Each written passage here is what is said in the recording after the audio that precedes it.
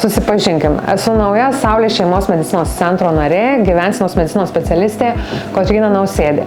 Savo pristatymą norėčiau pradėti gana svarbiu klausimu. Ar žinojote, kad net apie 80% ankstyvos mirties dėl lėtinių ligų atvejų būtų galima visai išvengti? Taigi net 50% mūsų sveikatos priklauso ne nuo tinkamai parinktų vaistų, net ne nuo genetikos, o nuo mūsų gyvensenos. Nuo to, kada pabundame, kada ir ką renkamės pusryčiams, taip pat kiek nerimo patiriame darbe ar įtampos tarp savo šeimos narių, ir kokiais būdais tą patiriamą nerimą ir stresą valdome. Taigi net kiekvienas mažiausias kasdienybės pasirinkimas reikšmingai lemia ne tik kaip fiziškai jaučiamės, bet ir kokias mintis galvojame.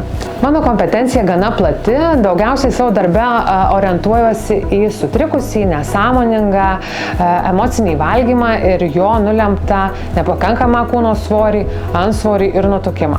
Tai yra be griežtų taisyklių padedu jums atrasti patį palankiausią santykį su maistu, taip pat atsisakant kuo daugiau baimės ir nerimo, kurį kelia mintys apie maistą, ir tų minčių sukeltą elgseną. Taip pat savo darbą daug dėmesio skiriu stresui, lėtiniam nuovargiui, nemigai, galvos skausmams. Tačiau jei kamuoja ir kitos lėtinės ligos, pavyzdžiui, širdies ir kraujagyslių ligos, cukrinis diabetas, hormonų disbalansas, o galbūt nežinote, kaip gyventi su onkologinė liga, tuomet kviečiu konsultuotis. Konsultacijų metu padedu apžvelgti mitybą, taip pat kartu su jumis ieškome kuo palankesnių ir lengvesnių būdų, kaip turimus mitybos įpročius pakeisti kuo palankesniais.